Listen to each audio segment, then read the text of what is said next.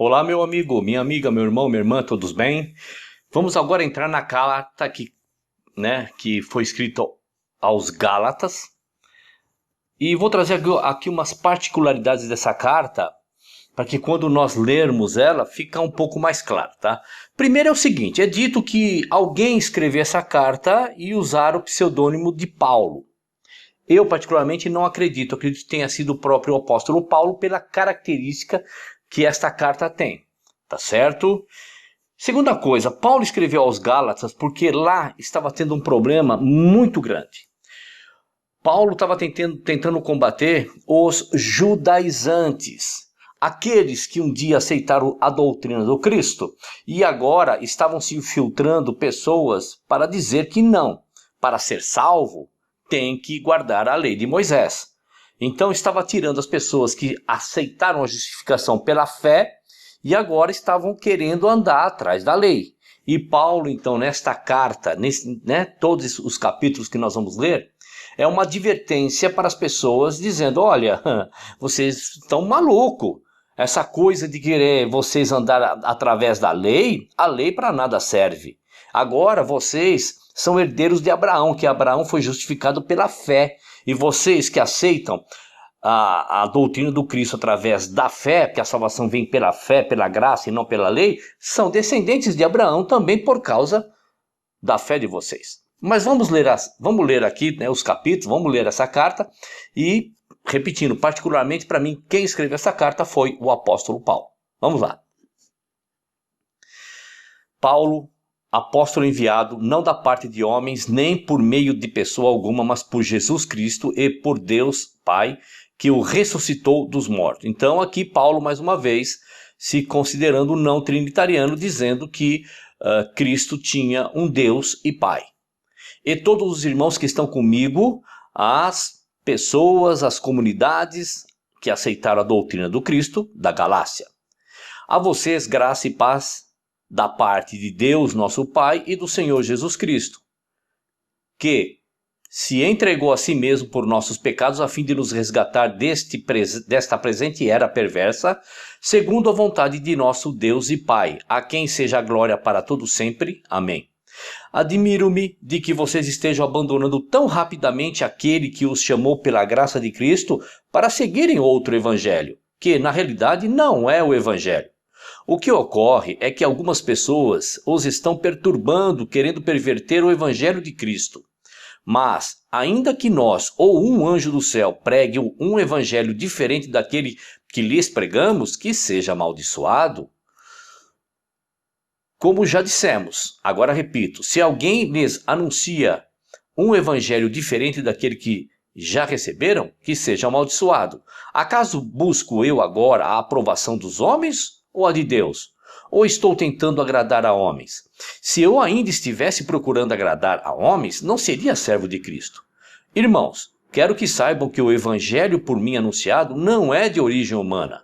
Não o recebi de pessoa alguma, nem me foi ele ensinado. Pelo contrário, eu o recebi de Jesus Cristo por revelação. Vocês ouviram qual foi o meu procedimento no judaísmo. Como perseguia com violência a igreja de Deus. Aqui eu estou lendo a igreja de Deus, para vocês entenderem. Paulo, enquanto seguindo o judaísmo, né, debaixo da lei de Moisés, você viu algum relato Paulo entrando em alguma igreja de alvenaria, né, de tijolo, e matando pessoas lá dentro? Não. O que Paulo está querendo dizer o que aqui? Ele usava com violência as pessoas que tinham aceitado a doutrina do Cristo, procurando destruí-la. No judaísmo, eu superava a maioria dos judeus da minha idade e era extremamente zeloso das tradições dos meus antepassados. Mas Deus me separou desde o ventre materno e me chamou por sua graça, quando lhe agradou revelar o seu Filho em mim, para que eu o anunciasse entre os gentios.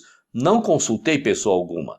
Tampouco subi a Jerusalém para ver os que já eram apóstolos antes de mim, mas de imediato parti para a Arábia e tornei a voltar a Damasco. Depois de 3 anos, subi a Jerusalém para conhecer Pedro pessoalmente e estive com ele 15 dias. Não vi nenhum dos outros apóstolos a não ser Tiago, irmão do Senhor. Então, o Cristo tinha um irmão, certo? que não quero me aprofundar aqui, mas esse Tiago é irmão por parte de pai, tá certo? Quanto ao que lhes escrevo, afirmo diante de Deus que não minto.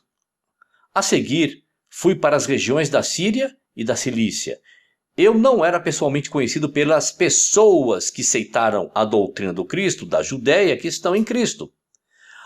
Apenas ouviam dizer: aquele que antes nos perseguia, agora está anunciando a fé que outrora procurava destruir, e glorificavam a Deus por minha causa. Terminamos aqui, e o foco qual é? Tentar ver Paulo falando aos Gálatas para construir templo e ficar ali dentro. Terminamos aqui o capítulo 1 da carta aos Gálatas e não vimos nada disso. Vamos lá, capítulo 2. 14 anos depois, subi novamente a Jerusalém, dessa vez com Barnabé, levando também Tito comigo. Fui para lá por causa de uma revelação e expus diante deles o evangelho que prego entre os gentios, fazendo-o, porém, em particular aos que pareciam mais influentes, para não correr ou não ter corrido em vão. Mas nem mesmo Tito, que estava comigo, foi obrigado a circuncidar-se, apesar de ser grego. Essa questão foi levantada porque alguns falsos irmãos infiltraram-se em nosso meio para espionar e a liberdade que temos em... Vamos ler de novo, tá sem sentido. Pelo menos para mim. Por isso que eu repito, tá? Que eu leio. Não fez sentido para mim processando ao mesmo tempo que eu vou lendo, porque eu não li isso aqui antes, tá? Ao mesmo tempo eu vou lendo, se não surte efeito, né, sentido na frase, no verso, eu volto, tá? Essa questão foi levantada porque alguns falsos irmãos infiltraram-se em nosso meio para espionar a liberdade que temos em Cristo Jesus e nos reduzir à escravidão. Não nos submetemos a eles nem por um instante, para que a verdade do Evangelho permanecesse com vocês. Quanto aos que pareciam influentes, os que eram então não faz diferença para mim. Deus não julga pela aparência, tais homens influentes não me acrescentaram nada. Pelo contrário, reconheceram que a mim havia sido confiada a pregação do Evangelho aos incircuncisos, assim como a Pedro aos circuncisos. Pois Deus... Bom, deixa eu entender aqui, tá? Deixa eu passar para vocês aqui o que eu entendo. Então aqui Paulo está dizendo o seguinte, que ele recebeu a incumbência de pregar ao mundo, ou seja, fora de Jerusalém, a doutrina do Cristo, certo? A verdadeira lei que Cristo deixou para todos, nos amarmos uns aos outros como ele nos amou. Como a Pedro foi dado a pregar isso aos judeus, aos circuncisos, tá certo? Pois Deus, que operou por meio de Pedro como apóstolo aos circuncisos, também operou por meu intermédio para com os gentios. Reconhecendo a graça que me fora concedida, Tiago, Pedro e João, tidos como colunas, estenderam a mão direita a mim e a Barnabé em sinal de comunhão. Eles concordaram em que devíamos nos dirigir aos gentios e eles aos circuncisos. Somente pediram que nos lembrássemos dos pobres, o que me esforcei para fazer. Quando, porém, Pedro veio a Antioquia, enfrentei-o face a face por sua atitude condenável, pois antes de chegarem alguns da parte de Tiago, ele comia com os gentios. Opa, pera aí um pouquinho só. Então, Paulo está dizendo o seguinte, olha, antes de chegarem pessoas ali da parte de Tiago, os que andavam com Tiago, Pedro estava comendo com os gentios. Quando, porém, eles chegaram, afastou-se e separou-se dos gentios, temendo os que eram da circuncisão. Os demais judeus também se uniram a ele nessa hipocrisia, de modo que até Barnabé se deixou levar. Quando vi que não estavam andando de acordo com a verdade do Evangelho, declarei a Pedro diante de todos: você é judeu, mas vive como gentil e não como judeu. Portanto, como pode obrigar gentios a viverem como judeus? Nós, judeus de nascimento e não gentios pecadores, sabemos que a ninguém é justificado pela prática da lei. Opa, olha Paulo aqui então, chamando a atenção que ninguém é justificado pela prática da lei. Guarda de sábado, construir templo, rituais, cantar, diretor, departamental, aquelas coisas todas, né? Mas mediante a fé em Cristo Jesus. É a fé em Cristo que as pessoas são justificadas. Vamos lá. Assim, nós também cremos em Jesus, cremos também, vamos lá, vamos de novo. Assim nós também cremos em Cristo Jesus para sermos justificados pela fé em Cristo e não pela prática da lei, porque pela prática da lei ninguém será justificado. Se, porém, procurando ser justificado em Cristo, descobrimos que nós mesmos somos pecadores, será Cristo então ministro do pecado? De modo algum. Se reconstruo o que destruí, provo que sou transgressor. Pois por meio da lei eu morri para a lei, a fim de viver para Deus. Fui crucificado com Cristo, assim já não sou eu quem vivo, mas Cristo vive em mim. A vida que agora vivo no corpo, vivo-a pela fé no Filho de Deus, que me amou e se entregou por mim. Não anulo a graça de Deus, pois se a justiça vem pela lei, Cristo morreu inutilmente. Olha só. Então se a justiça vem pela prática da lei, tudo aquilo que você já sabe, então Cristo morreu inutilmente. Vamos lá. Terminamos aqui o capítulo 2 aos Gálatas e não vimos absolutamente nada a respeito de construir templo e ficar enfiado ali dentro. Vamos lá. Gálatas capítulo 3. Dá tempo ainda. Vamos lá. Ó Gálatas insensatos, quem os enfeitiçou? Não foi diante dos seus olhos que Jesus Cristo foi exposto como crucificado? Gostaria de saber apenas uma coisa. Foi pela prática da lei que vocês creram? Vamos lá, vamos de novo. Gostaria de saber apenas uma coisa. Foi pela prática da lei que vocês receberam o Espírito ou pela fé naquilo que ouviram?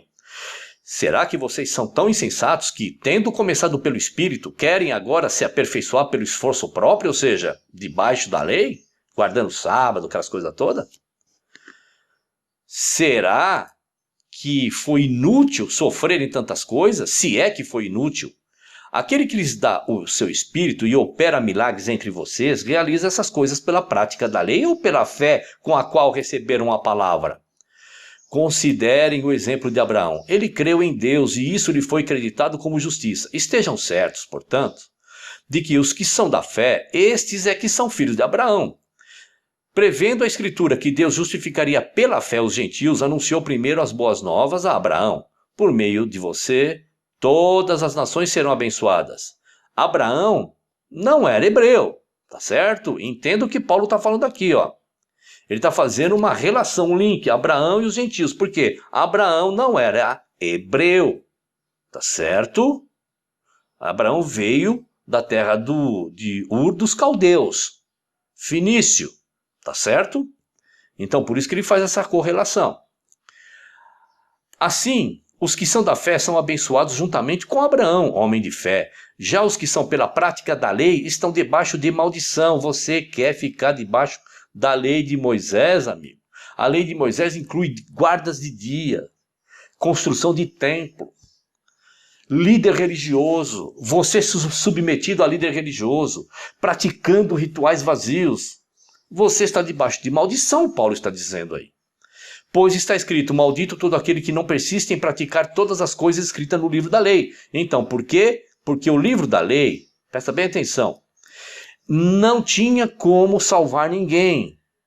A lei, a Torá, os mandamentos, os preceitos, a aliança, o concerto, o pacto, o nome que você quer dar daquele conjunto de 613 preceitos, para nada servia a não ser acusar. E ninguém conseguia guardar tudo aquilo. E estava escrito que quem tropeçasse em um, estava tropeçando em todos. Por quê? Condenado estava. Concorda? Não? Então me convença. É evidente que diante de Deus ninguém é justificado pela lei, pois o justo viverá pela fé. A lei não é baseada na fé, pelo contrário, quem praticar estas coisas, por elas viverá. Cristo nos redimiu da maldição da lei quando se tornou maldição em nosso lugar, pois está escrito, maldito todo aquele que for pendurado no madeiro. Isso para que em Cristo Jesus a bênção de Abraão chegasse também aos gentios, para que recebêssemos a promessa do Espírito mediante a fé. Irmãos, humanamente falando, ninguém pode anular um testamento depois de ratificado, nem acrescentar-lhe algo. O que ele está falando aqui? Escuta, Cristo morreu, deixou agora uma nova aliança, e não dá para arrumar ou mudar ou acrescentar um testamento depois que o testamenteiro já sacramentou aquele testamento. Tá certo? Assim também, as promessas foram feitas a Abraão e ao seu descendente. As escrituras não diz, e aos seus descendentes, como se falando de muitos, mas ao seu descendente, dando a entender que se trata de um só. Quem? Isto é, Cristo. Quero dizer isto, a lei que veio 430 anos depois não anula a aliança previamente estabelecida por Deus, de modo que venha a invalidar a promessa. O que ele está dizendo aqui? O fato de as leis de Moisés virem depois do concerto que foi feito com Abraão, esta lei de Moisés não anula o concerto feito com Abraão, que pela fé as pessoas seriam justificadas. Por quê? Porque essa lei é única e exclusiva para Israel, exatamente. Vamos lá. Verso 18. Pois, se a herança depende da lei, já não depende de promessa. Deus, porém, concedeu-a gratuitamente a Abraão mediante a promessa. Qual era então o propósito da lei? Foi acrescentada por causa das transgressões, até que viesse o descendente a quem se referia a promessa, e foi promulgada por meio de anjos pela mão de um mediador. Contudo, o mediador representa mais de um. Deus, porém, é um. Então, a lei opõe-se às promessas de Deus? De maneira nenhuma, pois se tivesse sido dado uma lei que pudesse conceder vida, certamente a justiça viria pela lei. Mas a Escritura encerrou tudo debaixo do pecado, a fim de que a promessa, que é pela fé em Jesus Cristo, fosse dada aos que creem. Antes que viesse esta fé, estávamos sob custódia da lei, nela encerrados, até que a fé que haveria de vir fosse revelada. Assim, a lei foi o nosso tutor até Moisés. Não, né?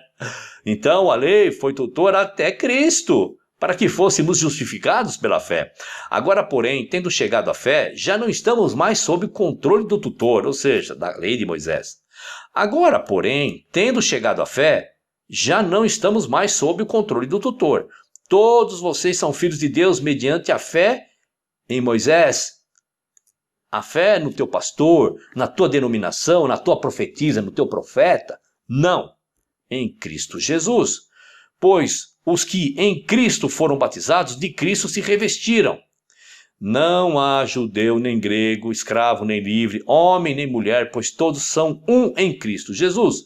E se vocês são de Cristo, são descendência de Abraão e herdeiros segundo a promessa. Terminamos aqui o capítulo 3 de Gálatas, né? E você percebeu aqui que Paulo está advertindo aquelas pessoas, dizendo, escuta, estas pessoas que estão se filtrando aí dizendo que vocês têm que guardar a lei e tudo mais, não façam isso. Não façam isso. E ele explica muito bem sobre lei, graça, lei, graça, lei, graça, Moisés e Cristo, Moisés e Cristo, Moisés e Cristo. Tá certo? Muito bem, então dá um like aí, compartilha, se inscreva, comenta, enfim, tudo aquilo que você já sabe. Um abraço e até o próximo vídeo.